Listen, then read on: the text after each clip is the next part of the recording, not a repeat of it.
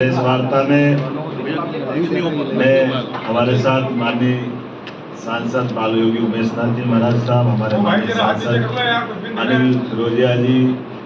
माननीय विधायक द्वय श्रीमान अनिल जैन कालोड़ा जी, श्रीमान सतीश मालवी जी, नगर निगम के महापौर मुकेश कटवाल जी, नगर निगम मंत्री बहन कलाती यादव जी, हमारे महंत राजेंद्र भारती जी, पूर्व विधायक भाजपा के हमारे जिलाध्यक्ष जी, समस्त प्रशासनिक अधिकारी, मुझे इस बात की मन में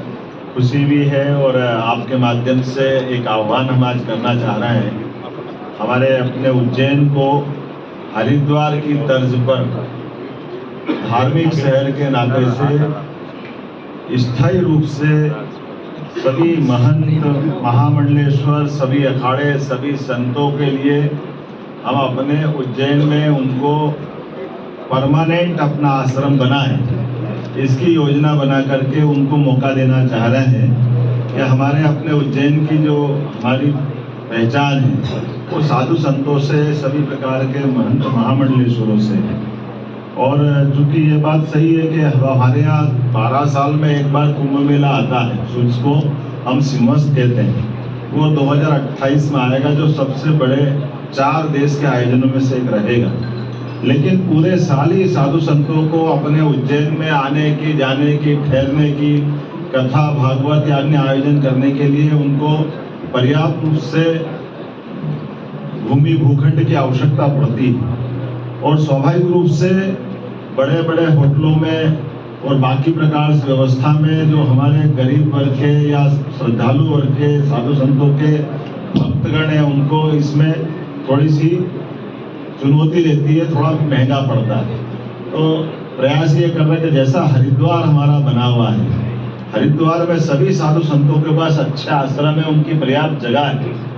और इसी तरह से उज्जैन में भी हम इस विकास के क्रम को जारी रख रहे हैं। तो विकास प्राधिकरण के माध्यम से हमने एक बड़ी योजना हाथ में ली है, और ये सरकारी उपक्रम है प्राधिकरण, उसके माध्यम से सभी साधु संतों को, महंत को, महामंडलेश्वरों को, अखाड़े के प्रमुखों को,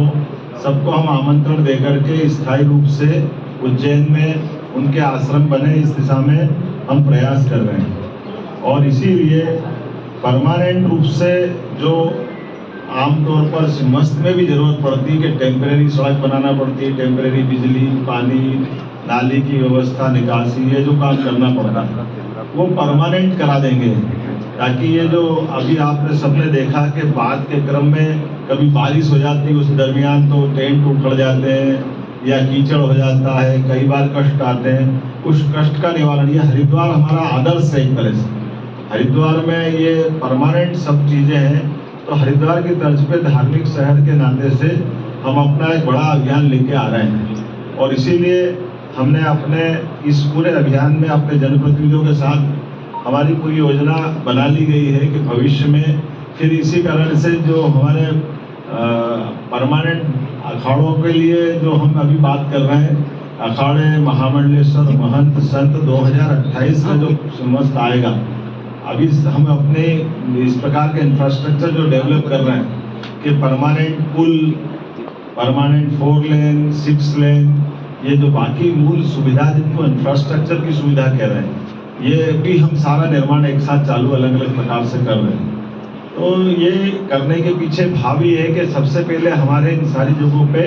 हमारे संत, महामंडलेश्वर, महंत आ जाएं, और जब इनकी सारी पूर्ति हो जाएगी फिर हम सभी प्रकार के समाजों के धर्मशालाओं के लिए भी समान रूप से गुंजाइश देने वाले हैं, ताकि उज्जैन से सबका संबंध आता है, वो कोई भी समाज के हों, मूल रूप से अपने सनातन धर्मावलंबी लोगों को उज्जैन में आकर के अपने इस प्रकार की गतिविधि, कोई अन्न क्षेत्र चलाना चाहता है, कोई धर्मशाला बनाना चाहता है, कोई वृद्धाश्रम बनाना चाहता है, कोई अपनी और कोई सार्वजनिक गतिविधि चलाना चाहता है, उन सबको इस प्रकार से एकेडमिक साइड से भी कोई अपनी गतिविधि, स्कूल, कॉलेज, हॉस्पिटल, धर्मशाला, आयुर्वेदिक चिकित्सा केंद्र या वेलनेस सेंटर,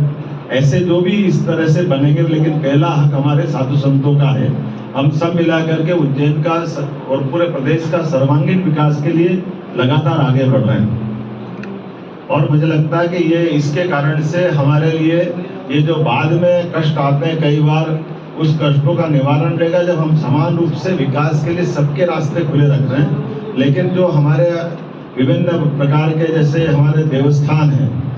उन देवस्थान के आसपास तो हमारे सारे धर्माचार्य आ जाए, ये हमारी पहली प्रायोरिटी है। उस प्रायोरिटी के आधार पर आज हमने प्रेस बुलाई भी थी और इसीलिए टाउन कंट्री प्लानिंग के अंदर हमने इसमें कुछ बदलाव करने के निर्देश भी जिला प्रशासन के माध्यम से प्रस्ताव आया तो हमारे टीएनसी वालों ने इसमें किया है कि भाई आप अपने इस स्थान पर, लेकिन ये जो हम निर्माण की उनको जो परमिशन दे रहे हैं वो परमिशन इस प्रकार से देंगे कि जैसे कम से कम 5 बीघा का एक भूखंड होगा और 5 बीघा के भूखंड में 4 बीघा ओपन रखना पड़ेगी। केवल 1 बीघा में वो अपना भवन या भूखंड बनाएंगे ताकि सभी के आश्रम में पर्याप्त रूप से खुला स्थान रहे, पार्किंग की जगह रहे। और जैसे वो अपने उस भवन को बनाना चाहे तो सत्यमित्रानंद जी महाराज का आश्रम का एक उदाहरण है हरिद्वार का कि वो एक ऊपर में थोड़ा बना सकते, तो ये केवल संतों को, महामंडलेश्वर अखाड़े को, इनको ही छूट रहेगी। कोई व्यक्तिगत रूप से इस प्रकार की छूट या कमर्शियल रूप से इस प्रकार की छूट इस कैंपस में नहीं रहेगी। निजी स्तर पे कोई इसका उपयोग नहीं कर सकेगा। ये एक अपनी सरकार की उस पूरी प्रकार की योजना है। मैं उम्मीद करता हूँ कि इस प्रकार से हम अपने सभी प्रकार के बाबा महाकाल के महालोक बनने के बाद जब हमारे पूरे साल में 5 करोड़ से ज़्यादा धर्मालु यात्री उज्जैन आ रहे हैं और सभी प्रकार के आयोजन हर साल, हर 2 महीने, 4 महीने में हो रहे हैं, तो ये इन व्यवस्थाओं से मुझे लगता है कि सभी धार्मिक धर्मावलंबियों को बड़ा लाभ मिलेगा और इसी के पीछे हमारी ये पूरी योजना बनी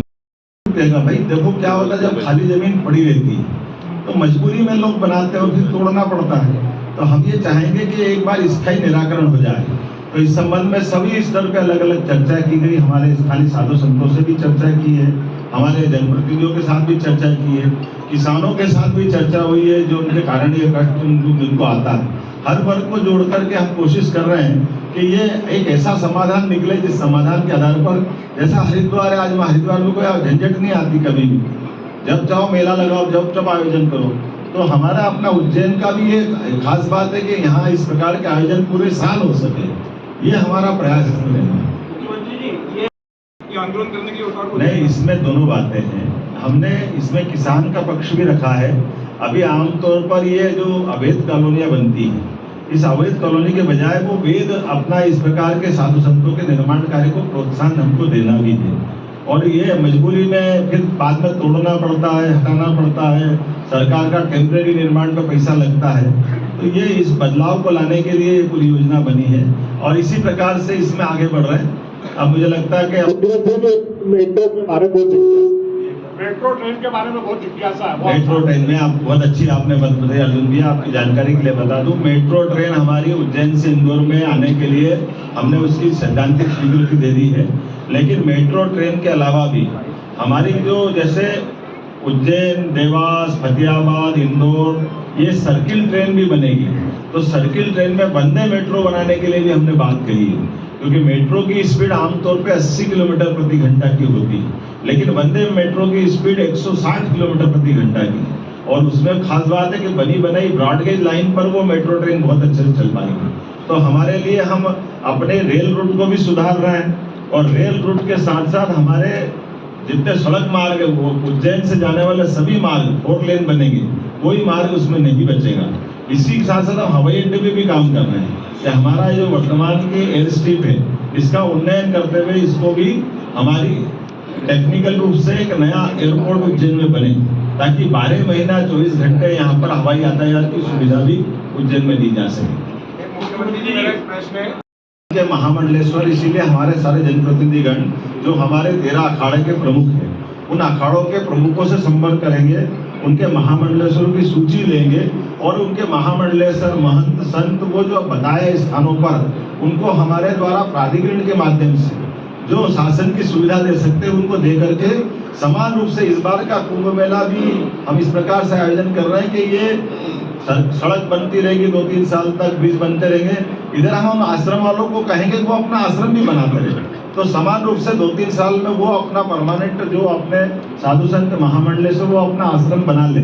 ताकि ये बनी बनाई सौगात सबको मिले। अब मुझे लगता है कि सारी बात इसमें आ गई है। अब मैं आज के इस अवसर पर इस बात को ही अपनी एक बार फिर आपका आभार मानता हूँ। बहुत बहुत धन्यवाद। अगर आप ये वीडियो YouTube पर देख रहे हैं तो हमारे चैनल को सब्सक्राइब करें और बेल आइकन को दबाना ना भूलें। अगर आप Facebook पर ये वीडियो देख रहे हैं तो हमारे पेज को लाइक करें।